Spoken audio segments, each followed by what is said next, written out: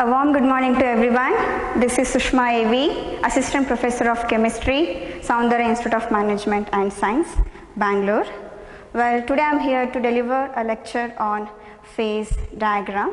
This concept comes under a chemistry syllabus prescribed by Bangalore University under Chemistry Paper 4, Unit Phase Equilibrium.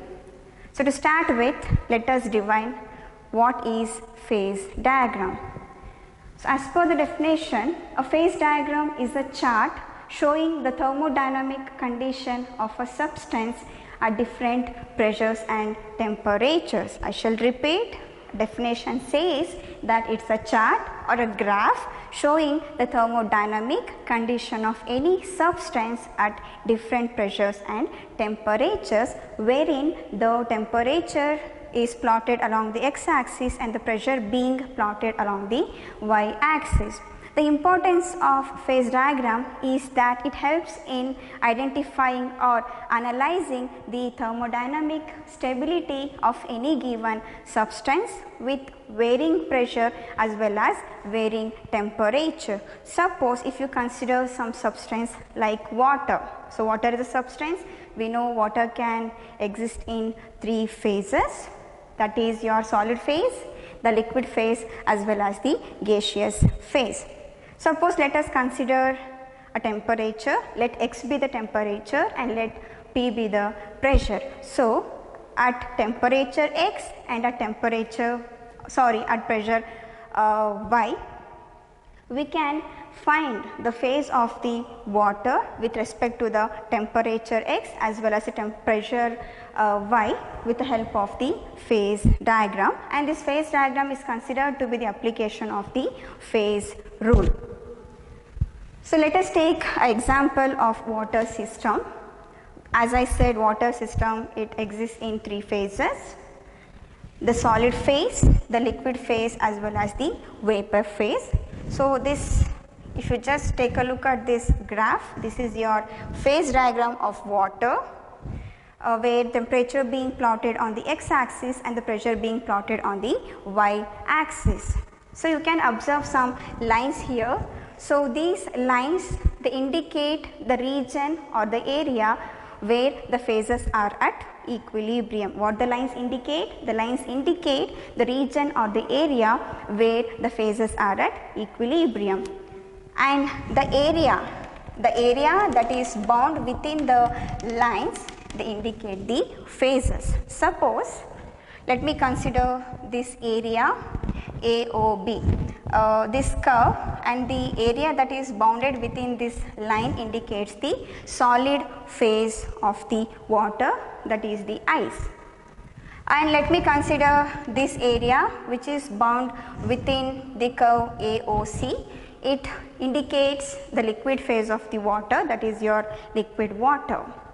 And if I consider the area which is bound below the curve BOC, it indicates the gaseous phase or the vapor phase of the water. So, phase diagram, as I said, they help in indicating or identifying the thermodynamic stability of any given substance at different temperature and different pressure, and the lines, the drawn lines, they always indicate the existence of equilibrium between the phases, and these areas that are bound within the lines, they always indicate the phases. So, in order to learn the phase diagrams in a detailed way, we shall consider the phase diagram of sulfur. Well, let us understand the concept of phase diagram in a better and detailed way. Let me consider the phase diagram of sulfur, the most important from the view of exam. Sulfur is considered to be a one component four phase system. Talking about the crystalline form of sulfur, sulfur can exist in two crystalline forms. One is the rhombic sulfur and the other is the monoclinic sulfur. Therefore, the four phases of the sulfur system are the rhombic phase of the sulfur, the monoclinic phase of the sulfur, molten, or sometimes even it can be written as the liquid phase of the sulfur as well as the gaseous phase of the sulfur. So, which are those 4 phases of the sulfur system? The rhombic sulfur, the monoclinic sulfur, which are considered to be the crystalline forms of the sulfur. Then the third we have the liquid sulfur, and the fourth is the gaseous sulfur. And you may have a question, why I am considering this system to be a one component? Because if you consider all the 3 phases, the composition of all the 4 phases remains same, because sulfur is the same component which is found in all the 4 phases. Therefore, sulfur can be considered as one component 4 phase system. So, let us consider the phase diagram of the sulfur. Yes, this diagram bit looks complicated.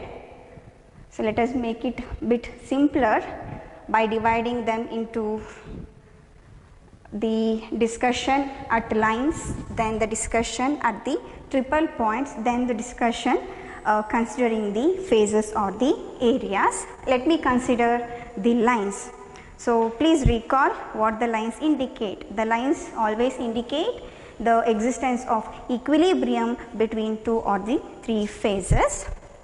So, first we shall go with the line or the curve AB. As written, AB, it indicates the sublimation process. So, AB curve, it is the sublimation curve of the rhombic sulfur, which in turn undergoes sublimation leading to the gaseous phase. And AB also indicates the existence of equilibrium between 2 phases, that is the rhombic phase as well as the gaseous phase of the sulfur. Hope you people know the meaning of sublimation. Sublimation, it is a process where a solid phase of any substance directly goes into the gaseous phase without entering the liquid phase. So, AB indicates the sublimation curve of the rhombic sulfur. So, how can you indicate this AB?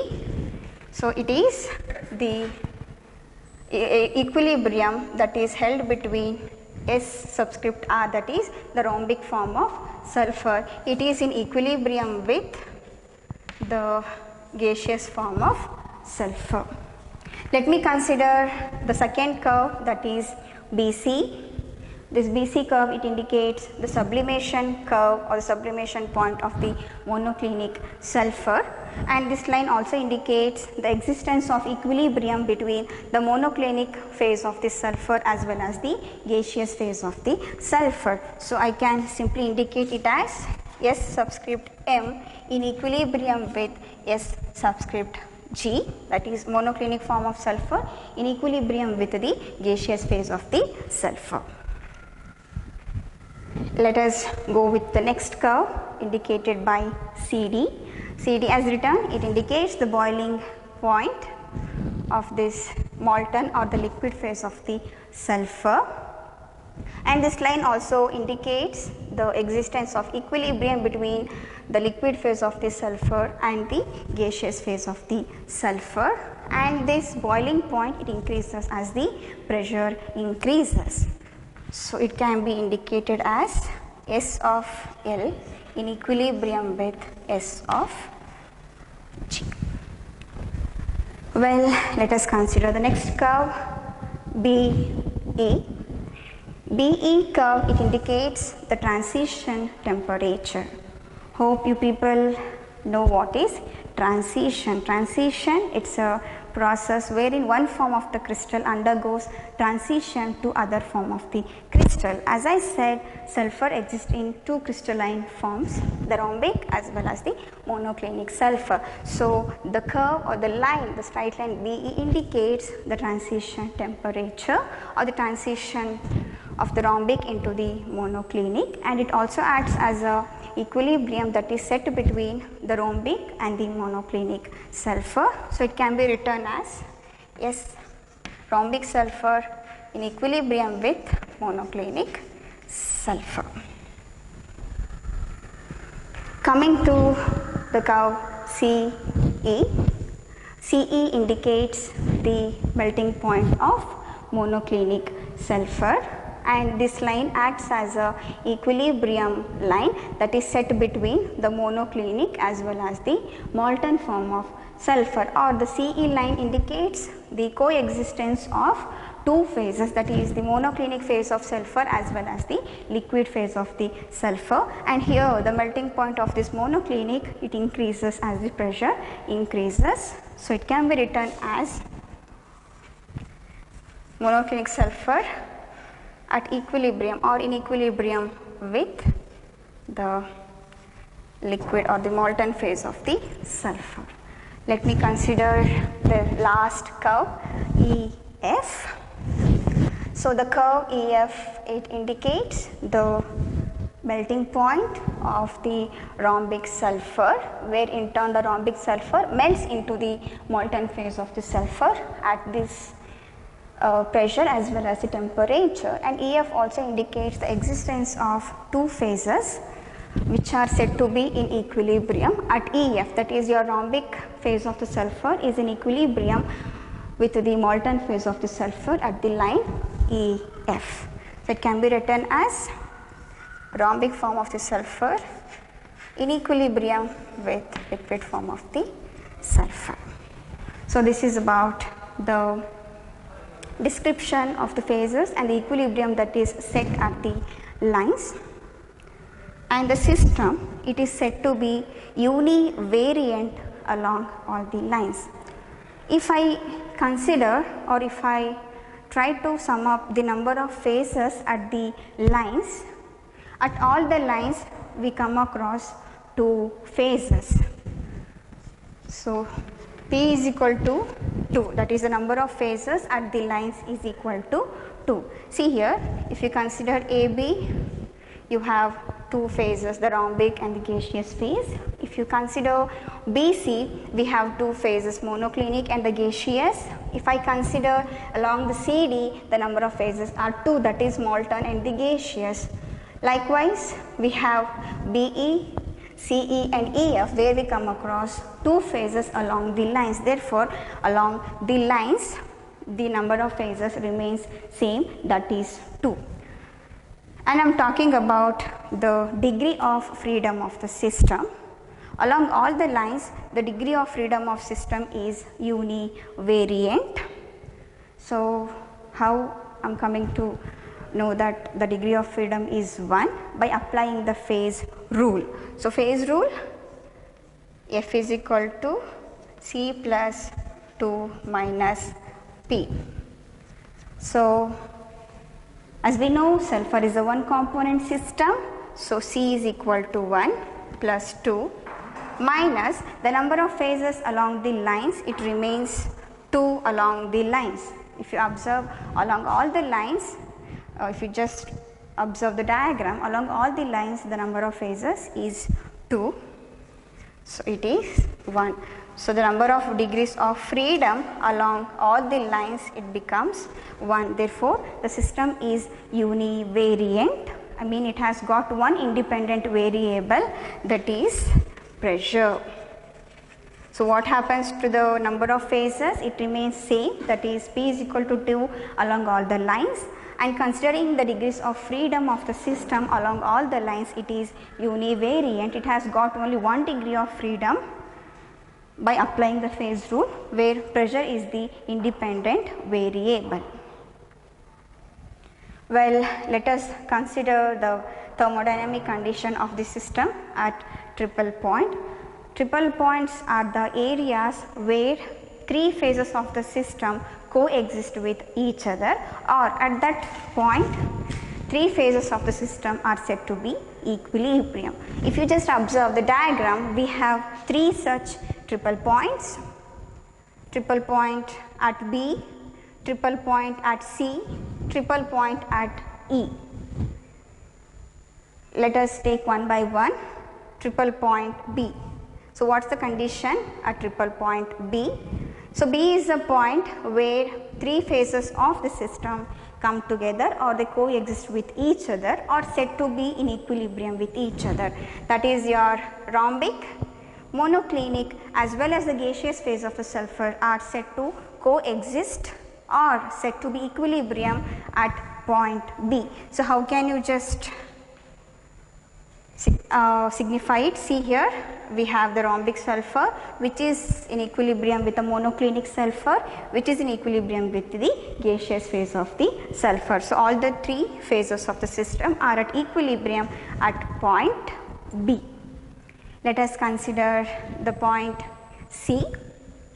So, if you just look into this representation, the monoclinic form of the sulfur is in equilibrium with the liquid or the molten phase of the sulfur which is at equilibrium with the gaseous phase of the sulfur. So, the triple point C indicates the coexistence of the monoclinic phase, the liquid or the molten phase as well as the gaseous phase of the sulfur.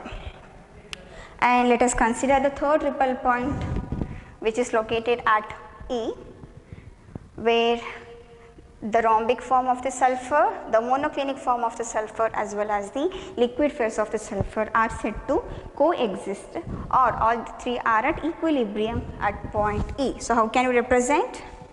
So, rhombic phase of the sulfur which is in equilibrium with the molten phase of the sulfur which is in equilibrium with the monoclinic phase of the sulfur at point E. So, if you try to calculate the component, the number of component remains same, that it is only 1 at all the three triple points. Let us consider the number of phases. P is equal to 3 because at triple point we come across 3 phases which are at equilibrium with each other. If I try to calculate the degrees of freedom, the system is said to be invariant at triple points. Invariant means 0 degrees of freedom, or the system does not have any independent variables at the triple point. Let me apply the phase rule. F is equal to C plus 2 minus P. We all know the number of component is 1, since sulfur is the same component which is present in all the 4 phases, plus 2 minus, as I said, the number of phases at the triple point is 3, so it comes to a 0, indicating at triple points the system is invariant, that it has not got any independent variable. Well, this is about the condition or the thermodynamic stability of the sulfur system at triple points. If we consider the areas that are bound within the curves, so we get 1, 2, 3 and 4 such areas. So, the area that is bound within A, B, E, it indicates one phase, that is the rhombic phase. And if I consider the area bound within B, C, E, it indicates the monoclinic phase, and the area that is bound within this E, C, D, it indicates the liquid phase of the sulfur. Well, the area that is left, A, B, C, D, that is the area that is present below this curve, it indicates the gaseous phase of the sulfur. Therefore, at the areas, the number of components remains same, it is 1, and the number of phases, P is equal to 1, since we come across a single phase that is bound within the curves, and F, that is degrees of freedom. If I consider the areas, the degrees of freedom is 2, that is the system becomes bivariant considering the areas. How? Let me apply the phase rule. F is equal to C plus 2 minus P, component being 1, phase is 1, so you get 2. F is equal to 2, that is the degree of freedom is 2. So, the system is said to be bivariant within the areas bound. So, do not get confused with the degrees of freedom. Here the degrees of freedom are calculated first based on the lines, next based on the triple points, Next, based on the areas, if I try to calculate the degrees of freedom at lines, then the system is considered to be univariant, where it has got only one degree of freedom, where the pressure is that independent variable by which the system can be explained or defined well. At triple points, if I consider the degrees of freedom at triple points, it is invariant, where the degrees of freedoms are 0, there are no independent variables. Considering the areas, the degrees of freedom is bivariant, where there are two variables, one is temperature and the other is pressure, by means of which the areas can be defined well. Well, a point should be noted here. As I said, the curve BE indicates the transition temperature, wherein the rhombic form of the sulfur undergoes transition to the monoclinic form of the sulfur. But this transition is only possible at lower temperature, a temperature of about 95.6 degree Celsius. At a temperature of 95.6 degree Celsius, the rhombic form of the sulfur undergoes transition to the monoclinic form of the sulfur only under the condition that the heating is slow. If the heating is done rapidly, then there are chances that the rhombic phase of the sulfur may directly go into the liquid phase of the sulfur without entering the monoclinic phase. What happens if you heat it rapidly? There are chances that the rhombic may not enter the monoclinic phase, it may directly go into the molten phase of the sulfur. Well, here you have the temperatures at the triple point. At B, or at temperature of 95.4 degrees Celsius and atmospheric pressure of 10 raised to minus 4, you come across a triple point, that is existence of 3 phases at equilibrium. And at point C, with a temperature of 119 degrees Celsius and atmospheric pressure of 5 into 10 raised to minus 4, we come across a triple point C, which indicates the coexistence of the monoclinic, the molten as well as the gaseous phase of the sulfur. And the last point, that is E, at a temperature of 151 degrees Celsius and the atmospheric pressure of 1288 atmospheric pressure, we come across point E, which in turn indicates the existence of 3 phases, that is rhombic sulfur, molten sulfur as well as the monoclinic sulfur. Hope I have made this phase diagram bit clear. Thank you.